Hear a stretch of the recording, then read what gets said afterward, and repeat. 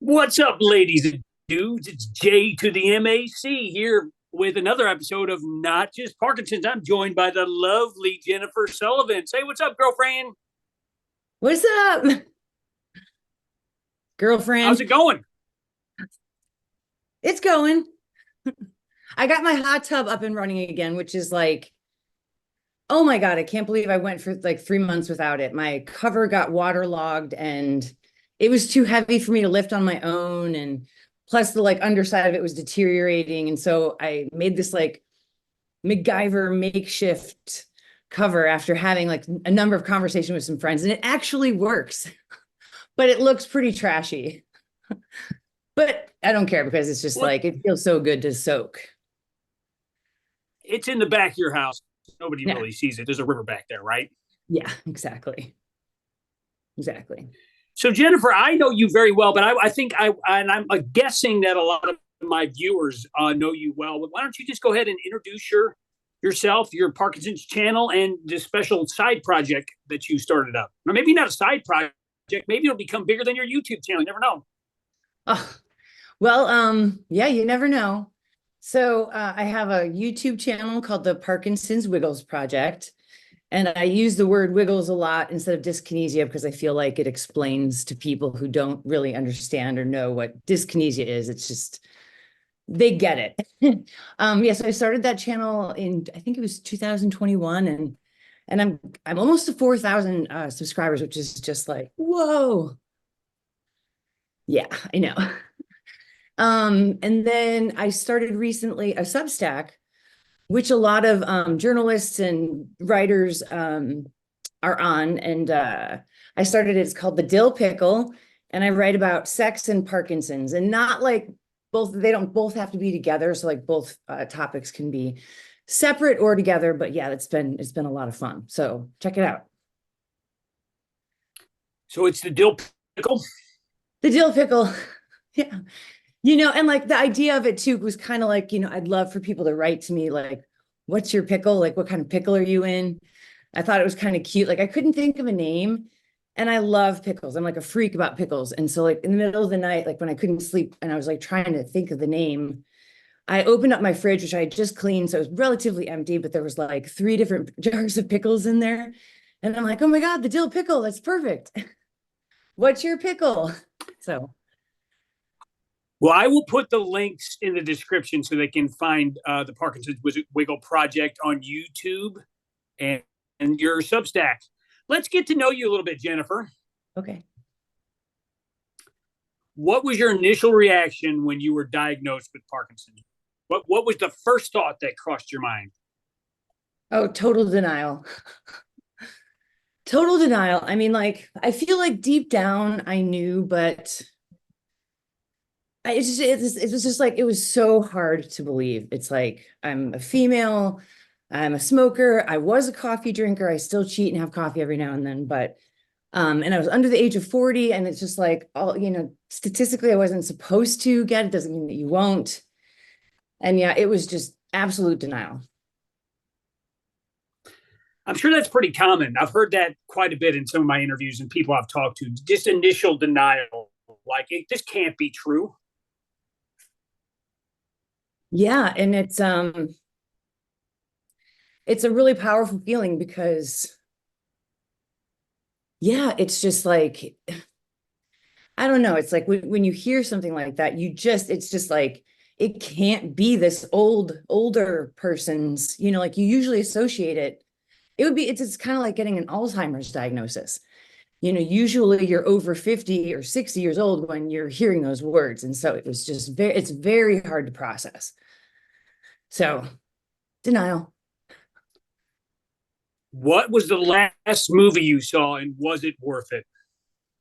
Oh my God. Yeah. The last movie I saw in the theater was Barbie, and I saw it twice. And I don't think I've ever seen a movie in the theater twice. I went with my husband the first time, and then I went with some friends the second time, and it was just, oh, it was so much fun. Yes, it was totally worth it. My favorite scene from that movie is when the Kens have a war with tennis rackets and like Nerf guns, and it's so I love that part. Made me laugh out loud.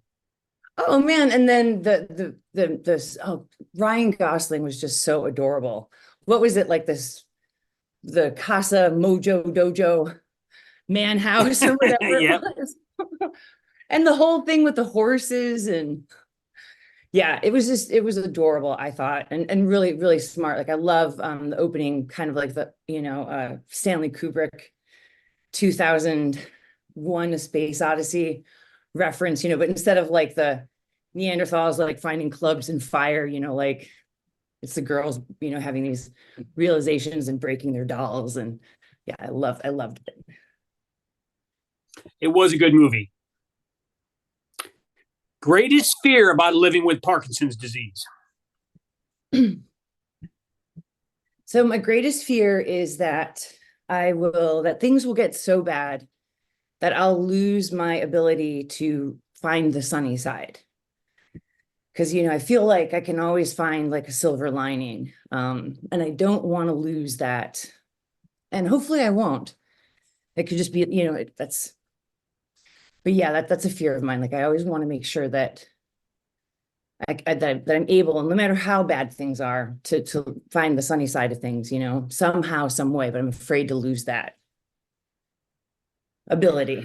I have trouble imagining you ever losing the sunny side. I've known you for a couple years now. I mean, you're relentlessly positive, even when you're feeling down. If I ever feel down, I call you. You make me feel better. Oh, thank you. Thank you. Best concert you ever attended? Now I know you've attended a lot, so I'm kind of interested to hear this. Yeah, and see, like I can't pick one. It's kind of like with like favorite movies, like I usually would have to do like a top three or a top five. So I'll do my top three. I There you saw go. ZZ Top, which God, they just like smoke live. They were just so awesome. Billy F. Gibbons is one of the greatest guitarists ever. I saw PJ Harvey, and I actually just got tickets. She's doing a North American tour. I got tickets for October. I'm so excited. And I'm actually going to do my top five because now I'm thinking like Fiona Apple. I saw her at Stubbs, South by Southwest. It was the first show that she had performed in 5 years live. And like, it was just, I was in tears. And then I was also in tears. I saw Olivia Newton-John.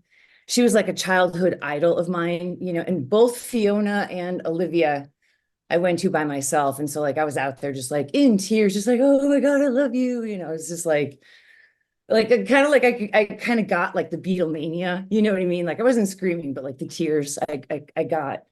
Um, there was one other one. Oh, Fleetwood Mac. I've seen them twice. And I got to meet Mick Fleetwood. Yeah. Nice. That's quite an impressive list there, ma'am. Thank you. Yeah. Thank you. I'm lucky. All right, now we're gonna ask, since you're kind of like this the sex columnist. I'm gonna ask. There's gonna be a couple like slightly racy questions in here, and this is the first one. What kind of music or artist or song would you put on? I know this could be more than just a one answer question. To set a sexy like romantic mood. What's your go to? Okay, so it kind of like is going to depend, of course, on like the vibe I'm feeling, the mood that I'm feeling too, and that yeah, like it's kind of situational, right? So I think it's Paul McCartney's first album after the Beatles broke up. It's called McCartney. It's like I got a bowl of like cherries on the cover. It is like one of the greatest albums. I love that album. It's so good. So that would be one of them. This woman named Michelle Indiglicello has a new album out that came out, I think, at the end of last year. And it's just, it's got like a little mix of jazz, a little bit of hip hop vibe to it. And it's just so sensual. And then the name of that album is Omnichord, which I just love. Omnichord. It's like the chord that goes on forever or something, it's just like, what a great album name. And then Velvet Underground would be like my third. Anything by Velvet I Underground. actually have the I actually have the McCartney album on vinyl with the cherries, and I also have a Velvet Underground album. I don't remember the name of it though. Yeah. Yeah, those would be, I think, some good go-tos. What is the most challenging aspect for you living with Parkinson's disease? Um, the the oscillations between being normal and not normal that like goes on every day once you've had the disease for a while. It wasn't like this in the beginning, but like, yeah, just having the wiggles and then not. And then you're like, oh, good. And then you can't walk, and it's just like, it's just this roller coaster every day between these different states of being physically, right? And then so how do you manage that mentally? It's a lot. I know the feeling. I had a real bad off period before we started this podcast. This something I don't really let people see, but I had an hour of dyskinesia. I couldn't even get off the bed, just twisting, and that's something I think that a lot of times we tend to hide. Sometimes we can hide it, and sometimes we can't. So I'm with you. I mean, that was one of the things previous to Parkinson's. I was a very stable, kind of level, even keel person. Now I'm all over the place. It's like it's very challenging. That would be my go-to as well. Your binge-worthy TV shows, something that you'll just sit and watch for hours. Oh man. So like I'm a big documentary person, but like I have issues with TV. I saw this statistic one time that said that the average American will spend 17 years of their lives watching television. And That's I was just me. like, no, that can't be me. Um, but like the last thing I binged, I mean, just to kind of put it in perspective, I mean, like I'm really picky about the stuff that I devote time to, but it was Fleabag and what was the other one? Oh yeah, The Marvelous Mrs. Maisel. I'm not familiar with either one of those. Oh really? Oh my God, No, you gotta check out Fleabag. Fleabag is it's on hilarious. And both of them it's are on on Netflix. Amazon. Okay, I don't currently have Amazon. I have every streaming service but Amazon. Well, that explains why you haven't seen them because both of them were kind of big deals when they came out. And then it was like I think during COVID that like the Marvelous Mrs. Maisel, like they had this long break, and it just I couldn't get back into it. They lost me. But the thing that was nice about Fleabag is it's short and sweet. It's like 3 seasons, so yeah. Most awkward Parkinson's related moment. Oh my God, getting thrown out of the casino by far. I got thrown Do you out of want the to tell that casino. story? Yes. And that's actually, I think it ties into the why did I decide to become a Parkinson's advocate. It was that moment, and then me trying to find like how to make a positive out of a negative. And I was playing poker and I was kicking butt. And it was like the middle of the day, and like I went outside to smoke a cigarette. I hadn't been drinking any alcohol or anything, and I was like this. I was dyskinetic, and I was treated so awfully. Yeah, they asked me to leave. They asked me for my ID. I have a video that I made about it, and I was in tears, and it was awful. So that by far, and then that by far was my most awkward moment.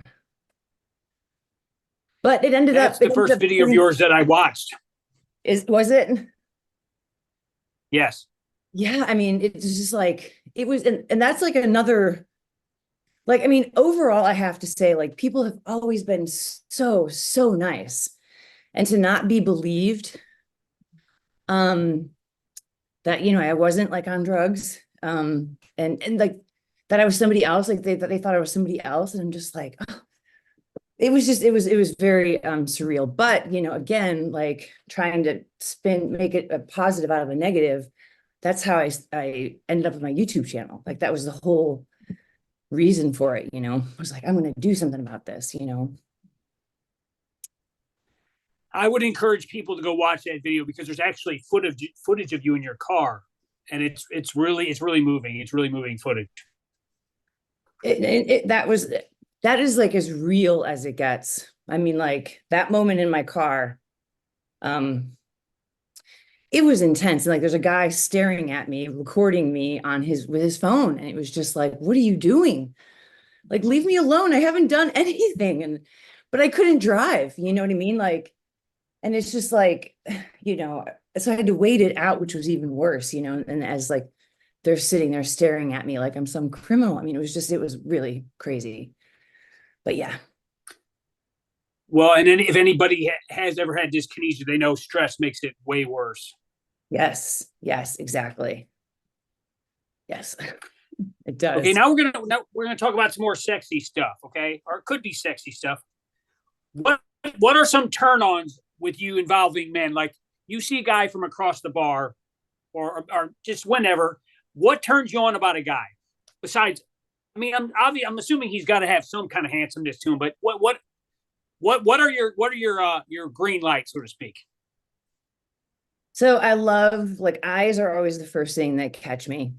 Like those kind of eyes that can just pierce your soul. You know, really intense eyes. And like I love, and don't take this the wrong way because I'm gonna say like bald men, like I love hairy men, but that doesn't mean like hair on your head. Like you can be bald and hairy. But I love like facial hair, chest hair. Um, yeah, I mean not like, you know, like Bigfoot hairy, but you know, like um Not but like you know, I love, Sasquatch. yeah. So like I love facial hair and really intense eyes. Yeah. And then yeah, just like I feel like those eyes Okay. too, it's like the window to the soul, you know. On the flip side, what's something about you that really turns you off about men? That'll really turn you off about a guy. Um, Too much cologne. I'm like really sensitive with cologne and like scents. Um, so like somebody who wears way too much cologne is always just like headache inducing. It's just like no. Um, and then like living up in wine country, you'll see these guys and women too do it, but there's like clothing that people wear when they go wine tasting. It might sound strange, but it's kind of like how like you envision like people like dressing bohemian when they go to Coachella or something like that. There's like it's like a uniform of sorts, but like they'll wear like loafers with no socks, like the guys, and I'm just like, no, no. You know, So one of the funny things when I went out and visited you in California, you said no shorts, please. You look like a tourist. that's funny because and it is true because like you came, it was still kind of cold, right? I think was it like spring, early spring? February. Yeah, okay, there we go. Yeah, I mean, like you'll see people walking across the Golden Gate Bridge in shorts, and it's just like, you know, 45 degrees with like, you know, 20 to 30 mile per hour winds. I mean, it gets cold here. And I think a lot of people are always like, oh, it's California. So, but yeah, shorts and no Well, I wear loafers. shorts year round. I wear shorts year round, but I did not wear shorts the whole time we were out there. Well, I hope it worked. I mean, I didn't mean to be bossy. You could have, of course, brought shorts. I wouldn't. I probably would have teased you, but I wouldn't have like not spent the day with you or anything like that. Well, so I have Sasquatch legs, so maybe you would have been like, you need to put some pants on. I find that so hard to believe. Harry, but Sasquatch, come on now. Let's see a leg. it's my hairy Irish heritage. No pun intended there. Heritage. Yeah. I love it. I love puns. That was an unintentional one. Okay, I've got one more question here, and I think you kind of already answered it, but maybe I'll rephrase it. The original question was what inspired you to become a Parkinson's advocate, but how about what keeps you in Parkinson's advocacy? Oh my God, the people. Like the people hands down that like I mean, I met you. That's how you and I met. I've made some of the best, like I've met some of the best people. So definitely it's the community. And then hearing back from people who watch my videos that they've been helpful, you know. I mean, that is like absolutely what keeps me going. That's a huge thing for me as well. Like I constantly I try to answer every message I get, and I'm constantly saying, "You guys keep me going." The feedback, the community, the camaraderie. I mean, like you said, I have yet to meet anybody in the Parkinson's community that was ignorant. Yeah, I know. I'm not saying they're not out there, but I've yet to meet one. No, I mean, like they're smart, and I feel like they're empathetic and kind and open, and um it just, yeah, the community, like it's it how do I want to say it? Like it I don't know, it's like if there can be like a cherry on top of like a nasty pie, you know what I mean? Like the bad pie is part, you know, the community is like it's kind of like A dog, the counterweight. a dog poop Sunday with a cherry on top. Yeah, there you go. You can say it. Oh, and then I have to say, like, so there was one question that wasn't on your list that was on others lists.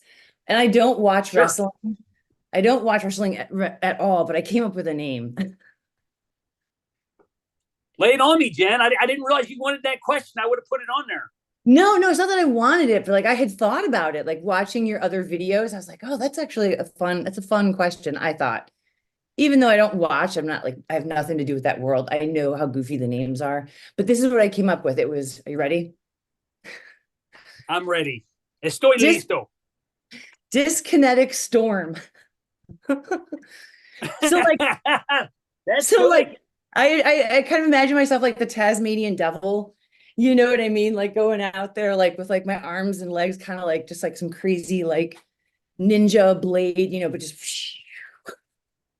exactly. All right, Jen. This has been eye opening. Thank you very much for sitting down with me. I'd like to have you on again if you don't mind. Sure. Yes. Thank you, Jeremy. It's always So great. go visit. Thank you all. Same here. So go visit youtube.com, the Wiggles Project, and then her Substack, the Dill Pickle. I'll put the link in the description. That's all I got from the sunny city of St. Louis. Peace and love.